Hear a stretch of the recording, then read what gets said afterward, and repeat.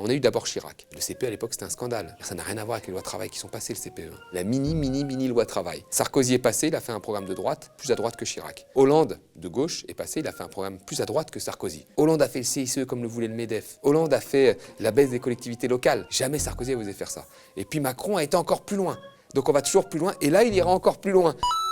Bonjour à toutes et à tous et bienvenue dans ce nouvel Instant Porcher. Nous sommes le lundi 4 avril 2022, J-6 avant le premier tour de l'élection présidentielle. Dans ce contexte, l'information est dense, riche, palpitante. Il est donc important de prendre le temps de la décrypter afin de mieux la comprendre et de la maîtriser. Et comme chaque semaine, aux médias, on le fait avec Thomas Porcher. Au programme, aujourd'hui, Macron, le candidat à l'élection présidentielle, représente-t-il un réel rempart à l'extrême droite, comme il l'affirme? Nous nous arrêterons aussi sur l'analyse de son programme, quelle différence avec celui de 2017. Et enfin, le programme économique de Jean-Luc Mélenchon, difficilement crédible, c'est du moins ce qu'affirment certains éditorialistes dans les médias. On décrypte tout ça avec Thomas, c'est l'Instant Porcher.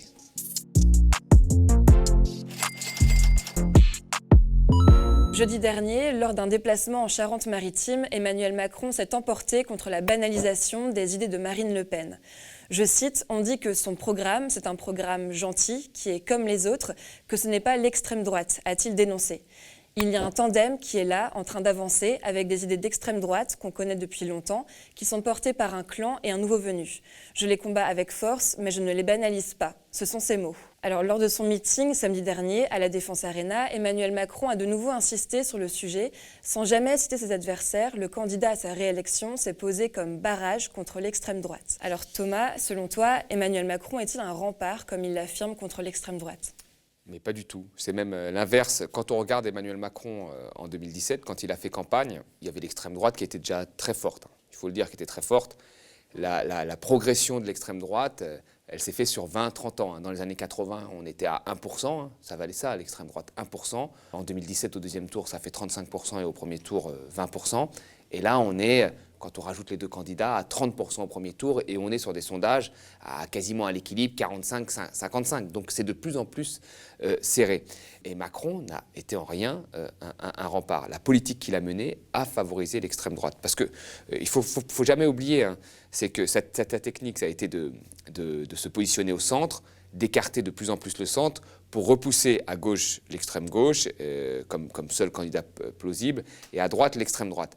Mais là, sur sa droite, il a fait quand même quelque chose d'assez impressionnant, c'est qu'il a réussi à diviser l'extrême droite, c'est-à-dire à faire en sorte qu'il y ait un nouveau candidat, Éric Zemmour, mais que Marine Le Pen reste toujours très élevée dans les sondages. Et quand on fait l'addition des deux, on est à 30% au premier tour, ce qui est du jamais vu.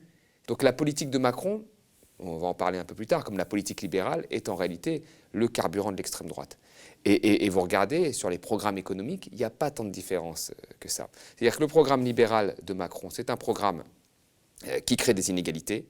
Et en fait, ensuite, l'extrême droite joue avec ces inégalités pour trouver un coupable qui est l'immigré. Voilà, l'immigré serait la source de toutes ces inégalités. Donc en réalité, les politiques libérales et les pratiquées par Emmanuel Macron sont le terreau pour que puissent se développer des idées d'extrême droite. Moi, je ne pense pas qu'on puisse faire barrage à Le Pen dans les urnes. D'ailleurs, vous aurez remarqué que depuis qu'on fait barrage à Le Pen dans les urnes, ça fait maintenant 20 ans, hein, elle ne fait que monter, que monter. Qui peut croire qu'Emmanuel Macron pourra faire barrage à Le Pen? Écoutez, ça a été ça, hein, son argument de campagne il y a 5 ans. Aujourd'hui, on se retrouve avec, non pas un candidat d'extrême droite, mais avec deux. Et effectivement, très fort. Pourquoi? Parce qu'y compris la politique d'Emmanuel Macron apporte du grain à moudre à l'extrême droite. C'est vrai que Nathalie Arthaud ou Philippe Poutou l'ont dit sur des plateaux télé que c'est vrai qu'ils accusaient Emmanuel Macron d'être responsable de la montée de l'extrême droite. Mais en quoi ces politiques libérales sont justement le moteur de la montée de l'extrême droite? Le premier tournant libéral au niveau mondial, il s'est fait au Royaume-Uni et aux États-Unis. C'est ce qu'on appelle le tournant Reagan-Thatcher, dans les années 80. Et pendant très longtemps, on nous a dit, regardez, c'est un exemple, ils ont flexibilisé leur marché du travail, ils ont pratiqué de l'austérité salariale, ils ont joué le jeu de la mondialisation à fond, ils ont fait l'austérité publique, ils ont remplacé cette austérité publique par du secteur privé. Hein. Et on nous a dit, regardez, c'est génial, il y a un dynamisme économique, etc. 20 à 30 ans après, qu'est-ce qui s'est passé? Trump a gagné sur un programme qui pourrait ressembler à celui de Marine Le Pen, c'est-à-dire où on parle beaucoup de réindustrialisation, mais la réindustrialisation ne se fait que par des baisses d'impôts, c'est ce qu'a fait Trump, et puis on tape aussi sur l'immigré. Donc on va dans les territoires où les industries sont parties et on leur dit America is back, et on va dans les territoires où ils se sentent menacés par l'immigration, dans le sud notamment l'immigration mexicaine, et là on crée des murs et on tape sur les immigrés. Ça ressemble très fortement à ce que fait Marine Le Pen, très fortement à ce que fait Marine Le Pen. Et Trump a gagné. Trump a gagné dans un pays où on nous disait mais regardez, le taux de chômage est faible, l'activité est géniale, il y a de l'innovation, mais comment ça se fait qu'il y a un candidat d'extrême droite qui gagne? Mais il a gagné. Et il s'est passé la même chose au Royaume-Uni. Au Royaume-Uni, on a eu le Brexit. Alors le Brexit, on nous l'a vendu comme quelque chose d'une reprise en main, d'une souveraineté économique. C'est faux, c'est faux. Le Royaume-Uni avait déjà une très grande souveraineté. Déjà, ils n'étaient pas dans l'euro, ils avaient refusé d'aller dans l'euro, ils avaient leur monnaie. Ils faisaient des dévaluations monétaires quand ça les arrangeait. Et puis les contributions qu'ils donnaient à l'Europe étaient extrêmement faibles. Extrêmement faible. Je veux dire, nous, Margaret Thatcher, elle avait dit à un moment, I want my money back. Elle ne voulait plus donner de contributions. Elle a baissé ses contributions, c'est nous qui avons compensé. Donc, ils avaient très peu de contraintes à être dans l'Union européenne. Mais il y a eu, on va dire, s'est développée un peu cette idée qu'il fallait retrouver une forme de nationalisme et surtout que l'Europe, via les travailleurs détachés et l'immigration d'Europe de l'Est, notamment des jeunes qui a été très forte en Europe de l'Ouest, il y avait un ennemi de cette immigration au Royaume-Uni. Donc ça s'est fait selon les mêmes critères. Donc vous voyez, là on a l'exemple parfait de deux exemples qu'on nous a tout le temps mis en avant, de dynamisme économique, de création de richesses, etc., et qui est arrivé à faire gagner, pour la première fois, l'extrême droite. Et puis après on a eu la même chose en Europe de l'Est. Moi, je me souviens que quand la Hongrie a fait des réformes libérales très très fortes, on nous a dit, mais regardez, l'Europe de l'Est est courageuse, et les Hongrois sont courageux, contrairement aux pays du Sud, l'Espagne, la Grèce, qui ne veut pas faire de réformes, qui traînent des pieds. Ben, que s'est-il passé? Viktor Orban a gagné, candidat d'extrême droite. Donc partout où vous avez des politiques libérales, vous avez l'extrême droite qui monte. Pourquoi? Parce que ces politiques créent des inégalités, elles créent un certain nombre de perdants, et c'est sur ce terreau qu'un discours simpliste et faux arrive à se greffer en disant si demain il y avait moins d'immigration, eh ben, tu aurais plus d'accès aux services publics, tu aurais plus d'emplois, etc., etc. Donc c'est la concurrence, on va dire, internationale et l'immigration qui font que tu es malheureux et que tu n'as pas accès aux services publics. Et c'est là-dessus que s'est greffé ce discours-là qui prend très facilement. Or, c'est un discours faux, puisque les vrais coupables, finalement, du sort de ces individus qui sont des victimes de la mondialisation et des victimes des politiques libérales, c'est justement d'en finir avec ces politiques-là et pas de trouver un coupable, comme je le rappelle tout le temps, et c'est important de le rappeler et de le répéter constamment. En 2008, quand il y a eu 1,5 million de chômeurs en plus, ce n'est pas à cause de l'immigration, c'est à cause d'une crise du capital financier. Quand il y a des dotations en moins dans les collectivités locales, ce qui fait qu'il y a moins d'argent pour le périscolaire, qu'il y a moins d'argent pour la petite enfance, qu'il y a moins d'argent pour les loisirs et la culture, ce n'est pas l'immigration. C'est la politique de Hollande de baisse de dotation sur les collectivités locales qui n'a jamais été fait depuis la Deuxième Guerre mondiale. Quand on précarise l'emploi avec des lois travail pour faire en sorte qu'on peut être licencié plus rapidement, ce n'est pas l'immigration, c'est les politiques libérales. Donc il ne faut pas se tromper de combat. Les politiques libérales créent des inégalités. La finalité, c'est d'en finir avec ces politiques, pas de trouver un coupable idéal qui n'est pas le coupable par ailleurs. Il faut le dire, Emmanuel Macron était attendu au tournant samedi dernier, le 2 avril, à la Défense Arena. Il s'agissait de son premier et unique meeting de cette campagne. Pour rappel, l'actuel président de la République avait attendu le dernier moment pour se déclarer candidat à l'élection, 24 heures avant la date limite, le 3 mars dernier. Et cela va sans dire que son programme se faisait désirer. C'est donc devant plus de 30 000 personnes ce samedi qu'Emmanuel Macron l'a détaillé.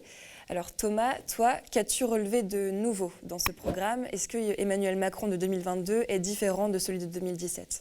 Non, il n'y a rien de nouveau, on est dans la continuité. Il ne faut pas oublier ce qu'était Macron en 2017, parce qu'il y a beaucoup de gens qui oublient. Moi, je suis assez impressionné par la capacité des gens à oublier ou à se contenter de petites phrases pour dire « Ah bah, il est peut-être de gauche ».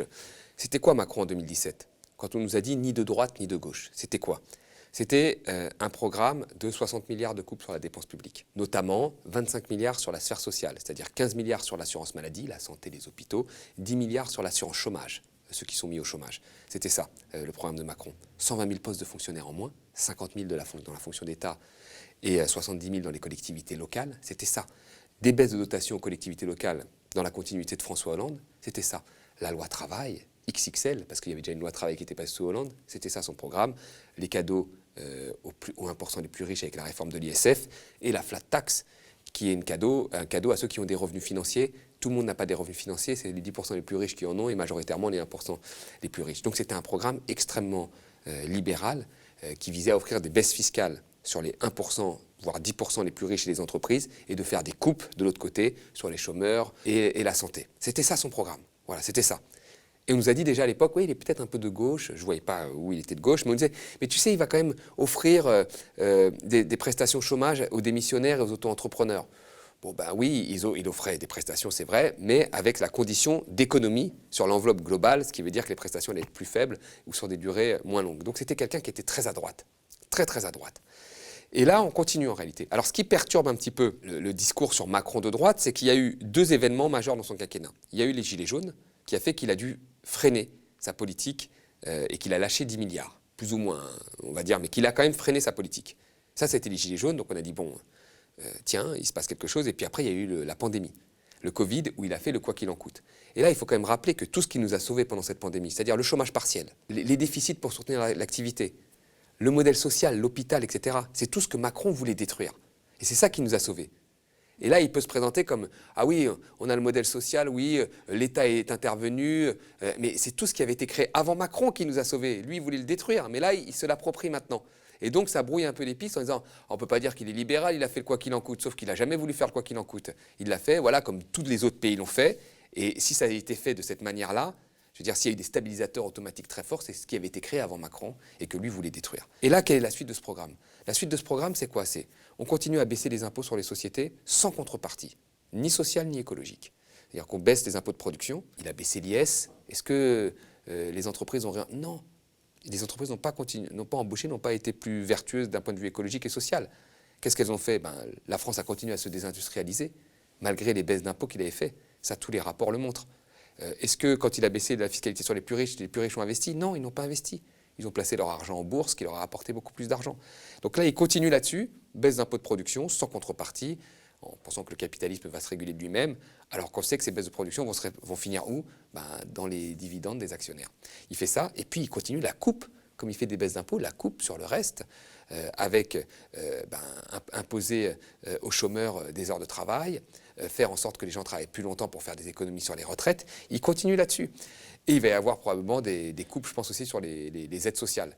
Donc on en est là. Donc on est sur le même programme, c'est-à-dire un programme qui vise à faire des cadeaux aux entreprises et aux plus riches, et à faire des économies après sur le reste, sur le service public. Donc il ne faut pas vraiment se tromper. Là, on est dans une période un peu trouble, parce qu'il y a eu le quoi qu'il en coûte, en disant « oui, il est pragmatique, l'État est quand même toujours là », mais derrière, ce qui va se passer, ça va être un tournant, un tour de vis assez fort, qui va reposer sur les vieux, les chômeurs et les plus fragiles. Donc il ne faut pas être dupe. Macron, c'est un libéral, et il a un programme de continuité. Il continue. Ce qui a été fait ces 30 dernières années, il a été encore plus loin, mais il continue. Je rappelle quand même des choses qui sont importantes. C'est que ce qu'on a eu, c'est aussi ça rejoint notre premier sujet. Ce qu'on a eu ces 30 dernières années. On a eu d'abord Chirac. On se souvient que De Villepin s'est fait virer pour le CPE. Le CPE, à l'époque, c'était un scandale. Je veux dire, ça n'a rien à voir avec les lois de travail qui sont passées, le CPE. C'était vraiment la mini loi de travail. Sarkozy est passé, il a fait un programme de droite, plus à droite que Chirac. Hollande, de gauche, est passé, il a fait un programme plus à droite que Sarkozy. Sarkozy n'avait jamais osé faire une loi de travail. Il avait vu que De Villepin s'était fait virer avec la mini loi de travail. Hollande l'a fait. Hollande a fait le CICE comme le voulait le MEDEF. Hollande a fait la baisse des collectivités locales. Jamais Sarkozy n'a osé faire ça. Et puis Macron a été encore plus loin. Donc on va toujours plus loin. Et là, il ira encore plus loin. Donc on va toujours plus loin dans la même logique. Donc Macron n'a pas changé, c'est le même. Et c'est un programme de continuité que l'on connaît depuis 20 ans, qui n'a rien apporté et qui a précarisé plutôt une partie de la population et enrichi une partie qui n'en avait pas besoin. En plus de s'affirmer rempart contre l'extrême droite, Emmanuel Macron a aussi déclaré que son programme protégerait les Français. Peut-on vraiment le croire?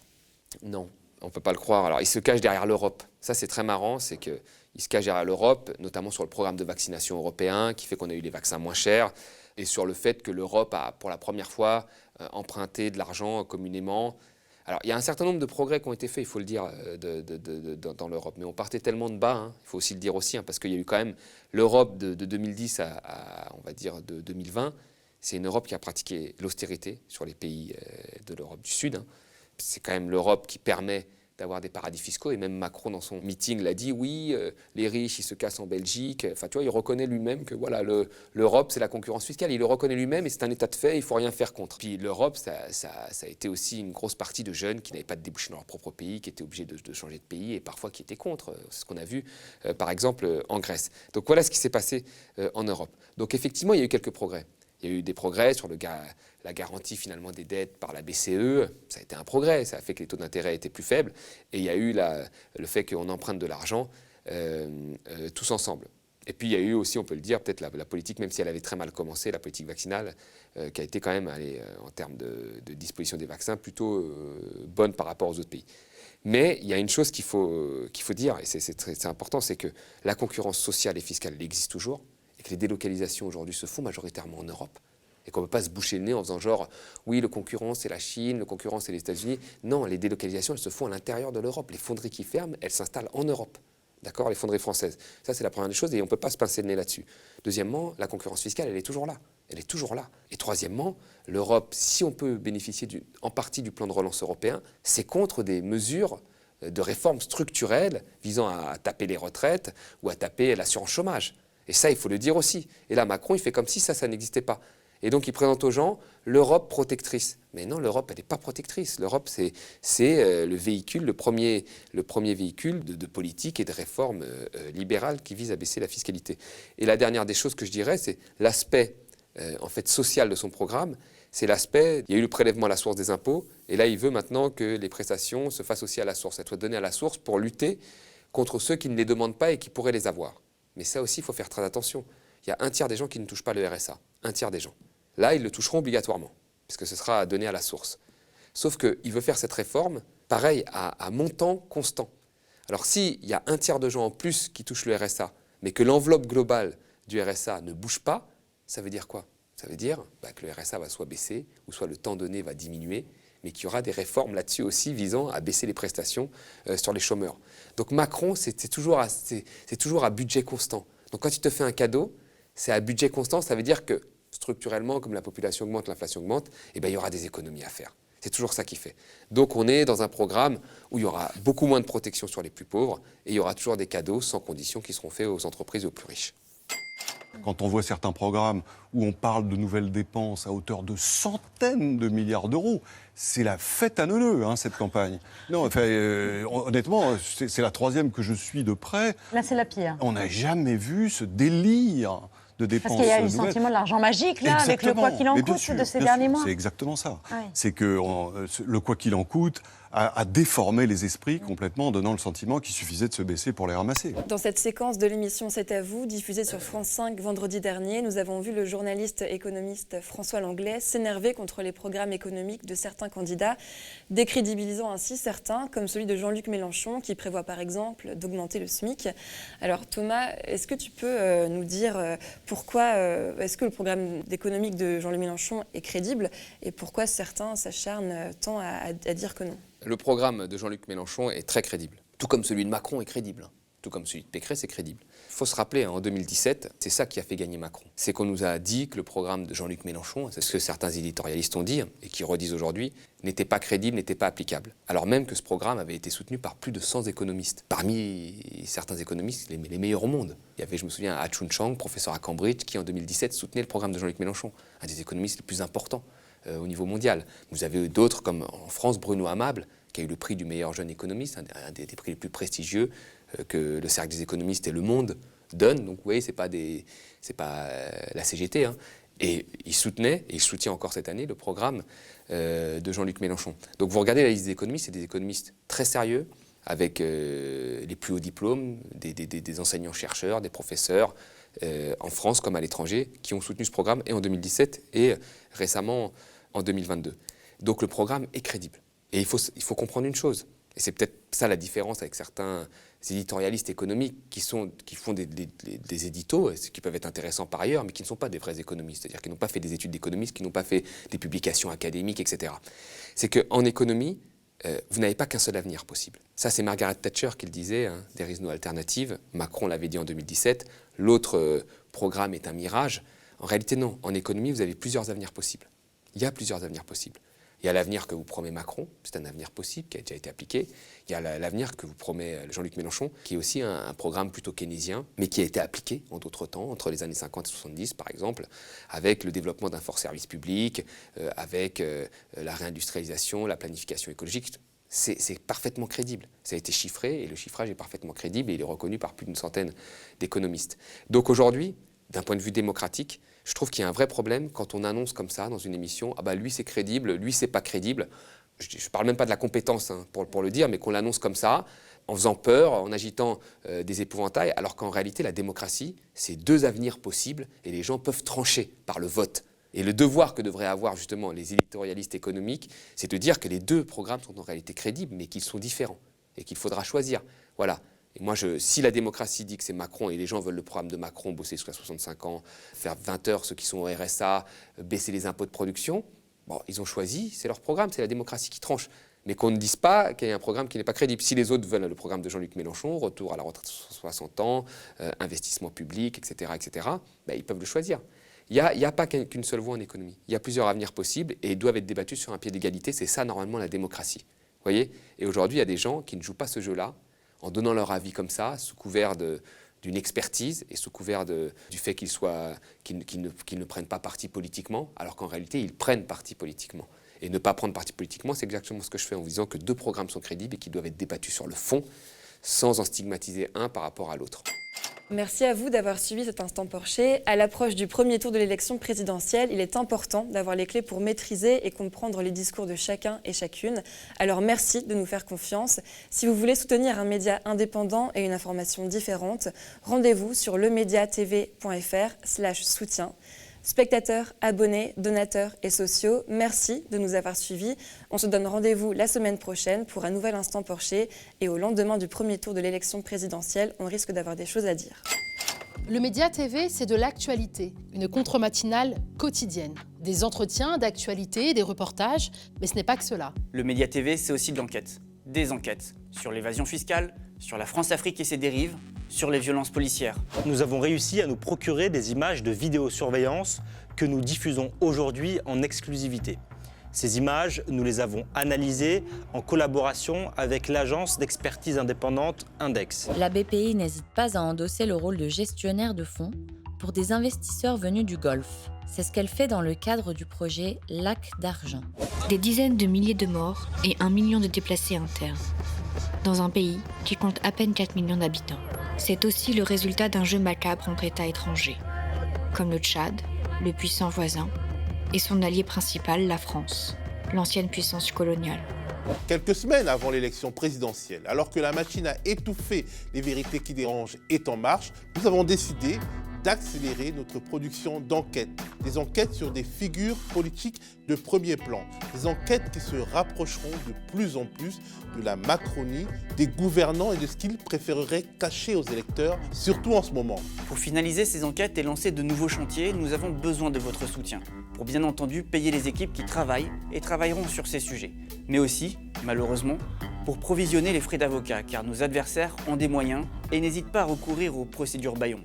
Plus votre mobilisation financière sera forte, plus nous aurons les moyens de nos ambitions. Les moyens d'aller au-delà de ce que les puissants laissent transparaître à travers une communication bien rodée. Face à la grande offensive des pouvoirs et des oligarques contre le journalisme d'enquête, celui qui dérange et dévoile, imposons notre plan B citoyen, faisons vivre l'investigation sur le Média TV.